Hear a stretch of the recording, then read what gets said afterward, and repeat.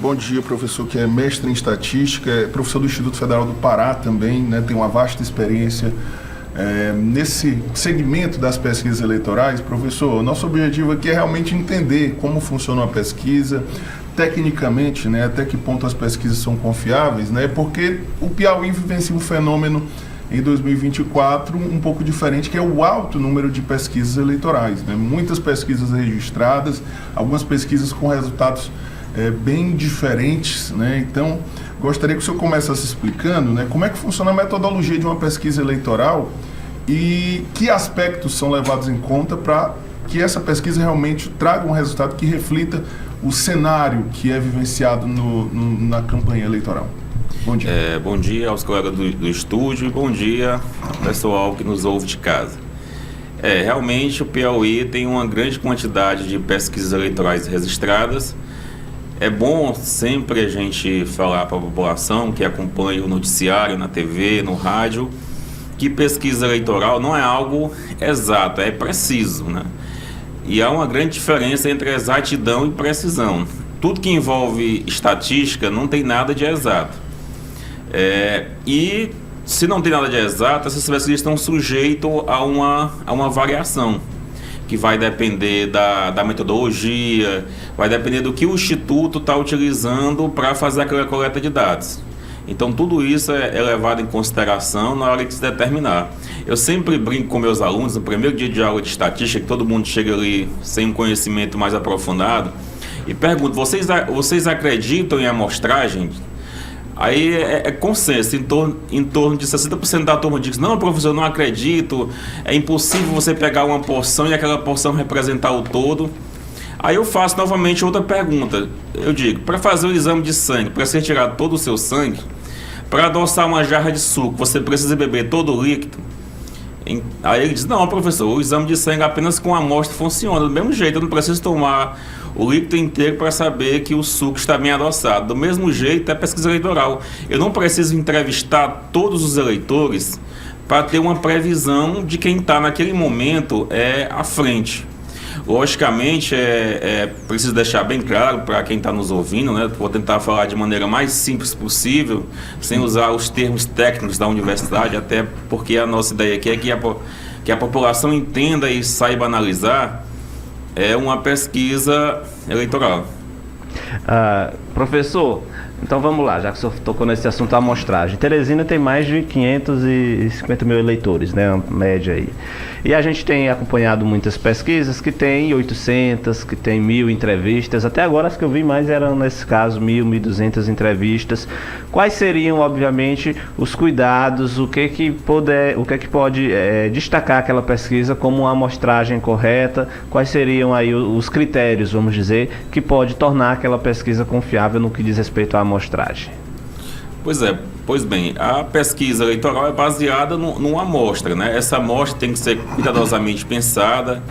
Você citou aqui o exemplo de Teresina. Então, o Instituto, a empresa que vai realizar a pesquisa, ela tem que ter o cuidado de mapear a cidade, saber a quantidade de eleitores por zona, por bairro. Se não dá para fazer todos os bairros, sortear alguns bairros, mapear as ruas para fazer sorteio das ruas, porque o método ele tem que ser aleatório. Se o método não for aleatório, ele não garante a precisão do estudo. E em relação ao tamanho da amostra, que você citou, que alguns estudos colocam 1.000, outros 900, outros 800 e alguma coisa. Então, quando o estatístico vai fazer um planejamento amostral para colocar os parâmetros técnicos do estudo, geralmente a gente adota um intervalo de confiança de 95%, isso é padrão tanto nas pesquisas eleitorais, e digo aqui, pesquisa eleitoral é pesquisa científica, também nas pesquisas que a gente desenvolve pela universidade. E também a gente define uma margem de erro, né, para essa pesquisa. Só explicando para o pessoal de casa o que é um intervalo de confiança, né? Geralmente a gente escuta do noticiário, da TV, do rádio, 95%. O que significa isso? Isso está relacionado à precisão do estudo. Então, se é 95%, significa que a cada 100 pesquisas, espera-se que 95 delas contenham o verdadeiro resultado dentro da margem de erro. Então, o intervalo está relacionado ali à precisão. E a margem de erro vai estar relacionada à amplitude. Por exemplo, um candidato que tem 40% dos votos, que a margem de erro é 2%. Ele pode variar de 38 a 42, subtraindo 2 e somando 2. Então, quando o estatístico chega para fazer o planejamento amostral, ele pergunta para o Instituto: vocês querem definir o erro ou o tamanho da amostra? Porque se eu defino um erro, automaticamente o tamanho da amostra é calculado. E se eu defino o tamanho da amostra, automaticamente o erro é calculado. Então, o que acontece? Alguns institutos pegam uma amostra menor, consequentemente um erro maior. Quanto maior o tamanho da amostra, menor o erro. E por isso essa diversidade de tamanho de amostra é diferente. É preciso levar em consideração também na amostragem questão de renda, escolaridade, ou isso não impacta muito? Isso, a resolução atual do TSE, que regula o Resistir Pesquisas, define que o estatístico, né, lembrando que toda pesquisa eleitoral registrada tem que ter um profissional de estatística que assine tecnicamente a pesquisa, que tem que ter previamente o registro no Conselho Regional de Estatística. No nosso caso aqui no Nordeste, o CONRI-5. E com base nisso ele vai desenvolver o seu estudo, ele vai definir as cotas de gênero, conforme dados divulgados pelo IBGE no site Estatística do Eleitorado. Ele tem que dividir a amostra por gênero, por faixa etária, por grau de instrução e por nível econômico. Quanto melhor for a coleta de dados, mais próxima dos percentuais do que o TSE divulga, melhor vai ser a precisão do estudo. Quanto mais se afastar, mais difícil vai se afastar dos resultados. Por exemplo, em determinado município, vamos supor que há mais eleitoras do que eleitores.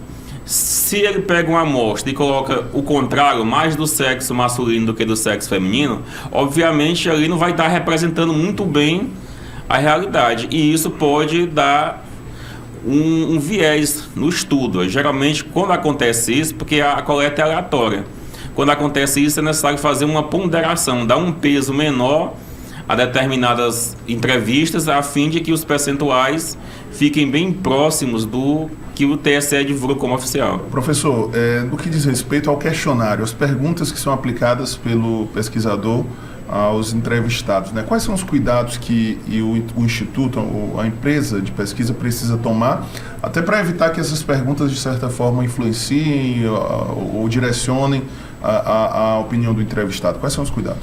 Isso. A coleta de dados é a parte mais importante, porque o estatístico ele define a parte técnica. E essa parte técnica só vai ser eficiente se o Instituto conseguir colocar ela em prática na coleta de dados. Por isso que a gente vê muitas pesquisas com resultado diferente. Então, por exemplo, o questionário ele tem que estar bem estruturado, as perguntas têm que estar bem claras, o Instituto tem que mostrar um disco, né, para que não influencie a resposta. Então, a forma como é abordado o entrevistado pode influenciar totalmente no resultado. A parte mais importante para que se consiga acertar um resultado na margem de erro é o questionário ser bem aplicado, as questões estarem bem simples, entrevistadores treinados. Por exemplo, nos institutos que eu presto consultoria, a gente sempre faz um treinamento prévio com os entrevistadores. A questão é, vamos sortear as ruas. Nessas ruas, a casa que a gente vai, não pode entrevistar mais de uma pessoa numa casa. Não pode entrevistar ninguém da casa da frente, nem da casa ao lado. Então, esse cuidado e um entrevistador bem treinado para saber perguntar bem, isso vai fazer com que o resultado seja mais próximo possível do real. E geralmente os institutos hoje utilizam um sistema que o entrevistador faz a pesquisa pelo celular, e geralmente a gente faz a auditoria em torno de 20% dos questionários para ouvir o áudio das entrevistas. Lógico, esse áudio não é divulgado porque nós temos a LGPD, a Lei de Proteção dos Dados, que não pode ser fornecido nem para o contratante esse áudio da entrevista. Agora, professor, também existem as pesquisas que esse questionário é aplicado por telefone, né? Isso influencia também no resultado? De alguma forma? Sim. Geralmente essas pesquisas têm um índice de acerto muito baixo, né? Até porque a lista telefônica, que é de onde eles sorteiam, é diferente do eleitorado. Então, muitos eleitores não tem um telefone, ou não se tem uma lista telefônica desses eleitores, principalmente quem mora na zona urbana, na zona rural. Então esse instituto teria que pegar essa lista telefônica com alguma empresa de telefonia móvel ou fixa, e esse tipo de pesquisa não é muito recomendável para aplicar em situações eleitorais.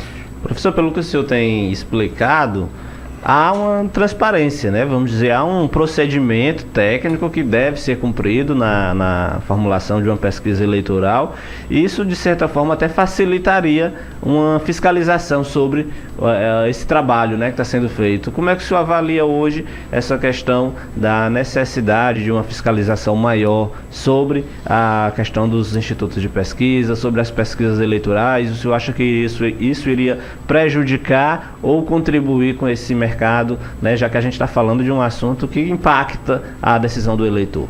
Isso é muito pertinente a sua pergunta, até porque pesquisa eleitoral influencia. Teve um instituto que fez a pesquisa em São Paulo e contrastou que em torno de 15 a 20% dos eleitores são influenciados a votar quem está na frente. Então, realmente, algo influencia.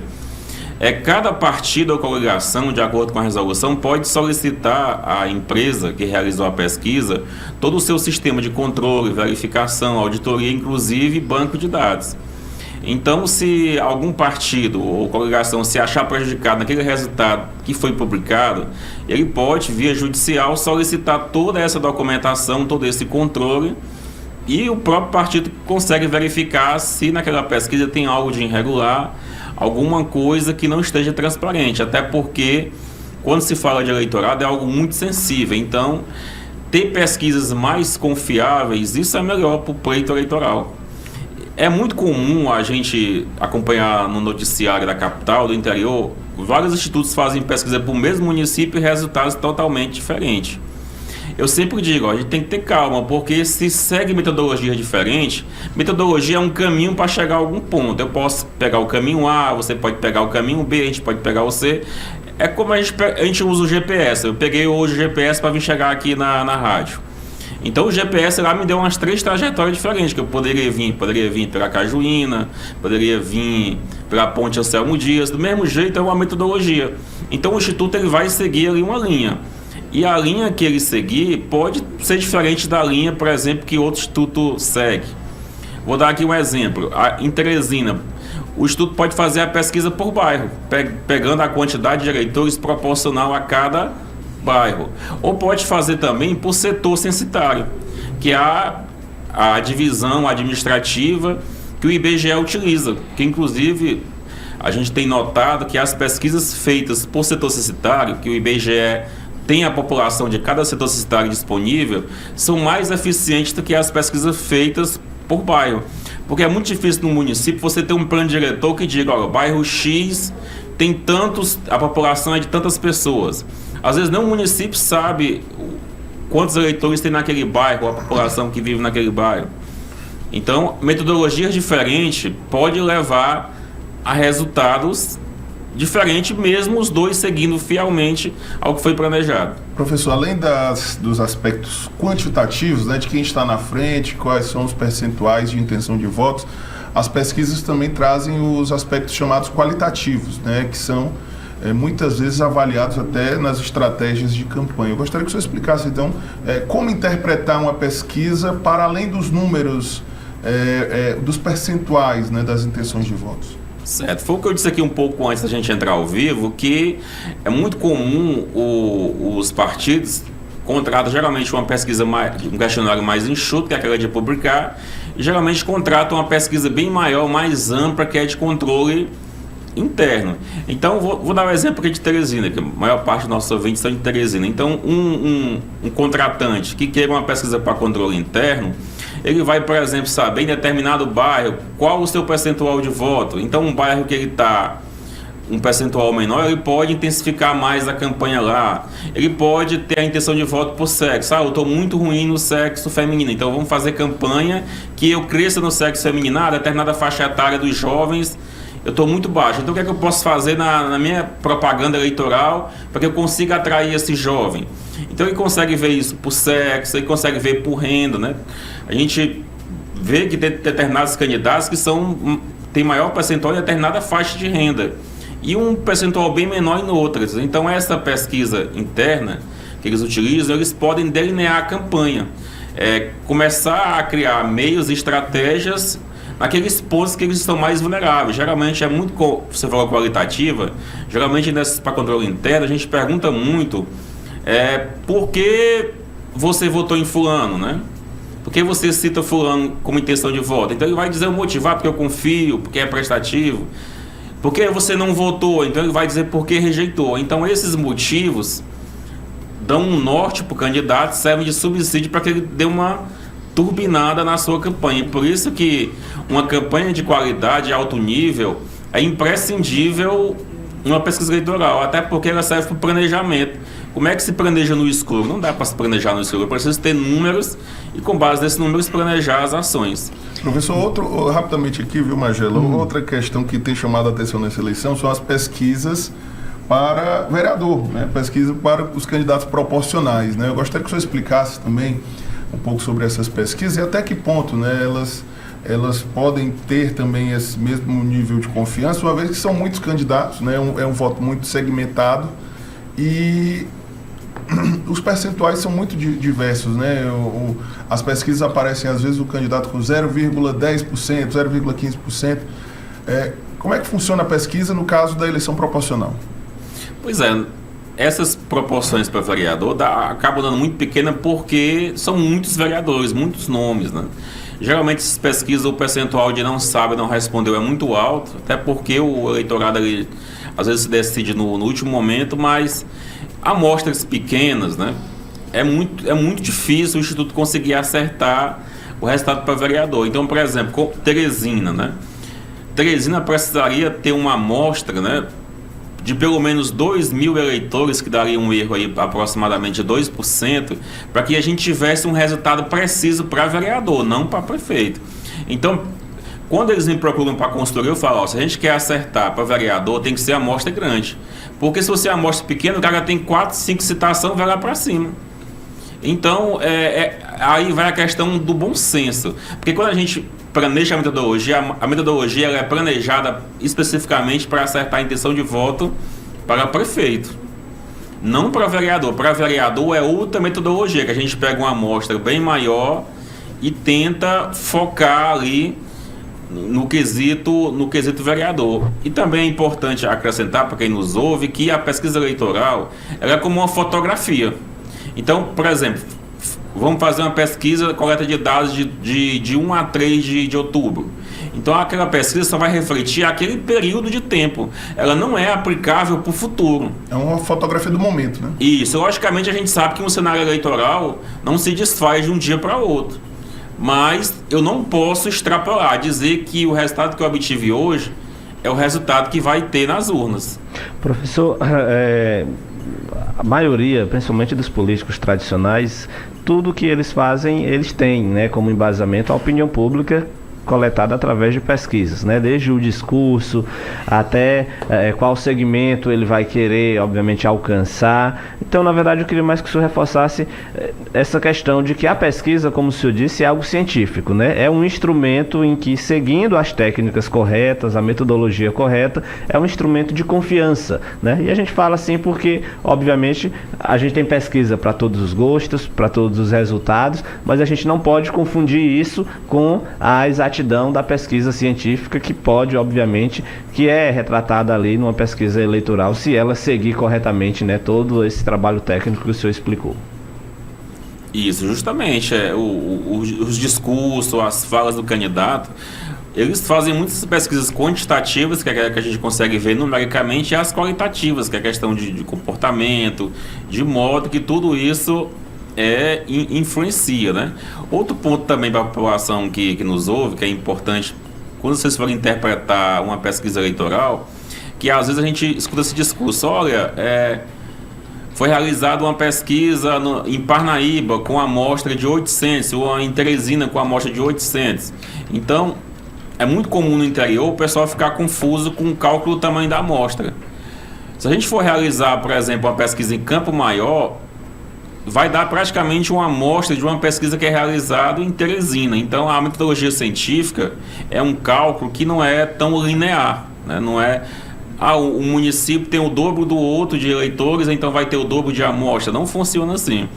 um cálculo de uma amostra, por exemplo, para Teresina, vai ser o mesmo cálculo de uma amostra para São Paulo. Vai dar praticamente a mesma quantidade de eleitores, né? Isso, as pessoas às vezes têm essa falsa noção. Eu vou realizar uma pesquisa no município que tem 3.000 habitantes. Coloco lá uma margem de erro de 4%.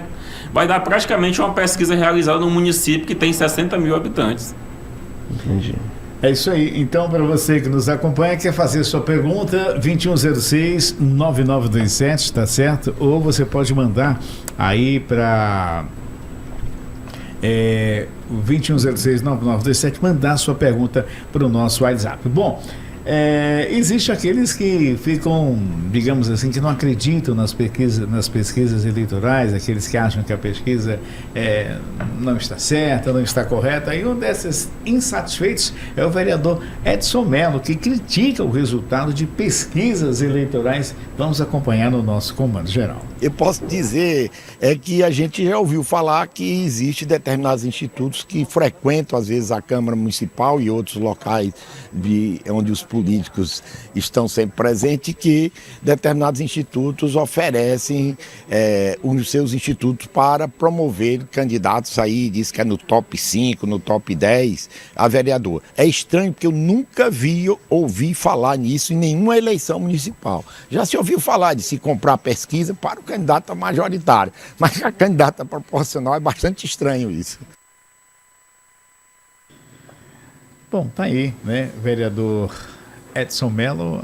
Às vezes, né, muita gente fica insatisfeita com o resultado das pesquisas, mas a pesquisa, né, as pesquisas são sérias, bem trabalhadas, né? Tá aqui o professor, aqui nosso falando a respeito dessa seriedade do trabalho, como ele é feito, e não é isso, Natanael, realmente uma coisa bem séria. Um outro questionamento aqui ao professor. Professor, com o advento das redes sociais, né, muitas pessoas fazem as chamadas enquetes, né, e acabam muito confundindo com as pesquisas eleitorais. Eu gostaria que o senhor explicasse para a gente por que essas enquetes feitas nas redes sociais não têm o mesmo valor científico de uma pesquisa. Pois bem, né, falando com base no discurso do vereador que às vezes discorda, às vezes quando o resultado é contrário a determinado partido, é comum isso acontecer. Como eu falei, cada parte da congregação pode entrar com ação judicial e conseguir pegar o banco de dados, todo o sistema de controle e verificação, e o partido verificar se aquela pesquisa está de acordo com o que foi estabelecido num plano amostral. Se não tiver, o partido consegue impugnar a pesquisa. Então, isso é algo bem claro na resolução. Quanto às enquetes, elas não são científicas. Pesquisas eleitorais são pesquisas científicas. Como eu falei aqui anteriormente, tem gente que não acredita em estudo por amostragem. Como eu falo, você vai precisar tirar todo o seu sangue para realizar um exame de sangue? Não vai. O biomédico vai pegar apenas uma pequena amostra. Nesse caso das enquetes, não tem controle científico de metodologia, de uma pessoa pode responder mais do que a outra. Às vezes aquela rede social tem mais seguidores de determinado partido do que de outra, então não é uma pesquisa científica, não segue a metodologia que é exigido para isso. Não tem critérios técnicos, não tem critérios probabilísticos. Dessa forma, né, salvo engano, acho que a resolução até proíbe que seja publicado essas enquetes, justamente porque não tem validade nenhuma, é um resultado totalmente enviesado. Por isso, o eleitor que nos ouve não pode basear a sua opinião com base em enquetes. Isso é um erro tremendo, porque elas não têm validade científica nenhuma. É como se tomar um medicamento que a Anvisa não aprova, né? A gente vai tomar um medicamento, a gente vai lá na farmácia, vai com a receita, o farmacêutico vai nos dar um medicamento. Então, esse medicamento seria a pesquisa eleitoral corretinha, né, feita segundo a metodologia científica. Esse medicamento sem eficácia comprovada seria essas enquetes, que dependendo do meio que for feito, pode dar resultados completamente adversos. Ok, professor. Agradecer aqui ao professor Paulo Germano, né, bacharel em estatística, mestre em estatística, professor do Instituto Federal do Pará. Muito importante aqui as suas colocações, professor, para esclarecer, né? Muita gente tem dúvida, viu, Magela, sobre as pesquisas. A gente vive um momento eleitoral em que os ânimos muitas vezes se acirram, né? As pessoas ficam até buscando também as pesquisas, tem um chamado voto útil, né? Aquele eleitor que deixa para escolher o seu voto baseado nas pesquisas. É importante a gente entender como funciona e realmente que é um trabalho científico que, se feito corretamente, traz os resultados que refletem o momento. Professor, obrigado pela presença. E ressaltar também, né, antes do professor se despedir, a questão da profissão de estatístico, né? Porque a gente no debate eleitoral, às vezes a gente fala muito dos jornalistas, a gente fala muito dos cientistas políticos, dos sociólogos, mas o estatístico também, como mostrou o professor, tem um trabalho fundamental e uma presença necessária nesse debate, tendo em vista que é o profissional responsável, né, por dar ali o parâmetro das pesquisas eleitorais, que, como a gente tem falado, é um assunto que está presente todos os dias. Aqui no Piauí, então, já ficou claro que pesquisa eleitoral faz parte. Não, a gente muitas vezes faz críticas à quantidade de pesquisas, mas a gente sabe que é algo que está enraizado ali na cultura do piauiense, assim como discutir política, discutir pesquisa eleitoral. Então, agradecer mais uma vez a presença do professor e, obviamente, dizer que a gente está sempre à disposição para contribuir com esse debate. Agradeço a amizade aqui de todos, o convite da FM O Dia para estar aqui presente também pela rádio e TV ao vivo. E dizer que sou feliz de ter sido da primeira turma de estatística da Universidade Federal do Piauí, que iniciou em 2009, um curso muito bom, né, que entram 40, formam 3, 4. E que as pesquisas eleitorais, elas precisam de um estatístico para dar a questão científica, se está seguindo ou não. Então é muito comum os institutos só querem o estatístico quando tem que registrar a pesquisa. Às vezes pesquisa para controle interno não quer colocar o estatístico, só que é imprescindível. Às vezes tem gente que estuda, que se acha que entende pesquisa, o dono do instituto acha que entende e que só precisa do estatístico para registrar. Eu sempre comparo com um médico, né? Vamos lá, um médico ele tem a habilidade técnica e científica para fazer uma cirurgia. Alguém que não é médico e diz que sabe fazer, você vai confiar em deixar essa pessoa fazer a cirurgia? Você não vai deixar. Do mesmo jeito é uma pesquisa. O estatístico é o profissional habilitado para desenvolver a pesquisa. Então é importante que os institutos tenham um estatístico nos seus quadros, que eles irão fazer com que essa pesquisa seja o mais próximo da realidade, né? E que a população saiba analisar bem as pesquisas, com coerência, que é um instrumento muito importante da nossa democracia. E mais uma vez agradeço o convite e me coloco à disposição. Ok, então, agradecendo então, portanto, o nosso entrevistado nesse bate-papo maravilhoso, trazendo esclarecimentos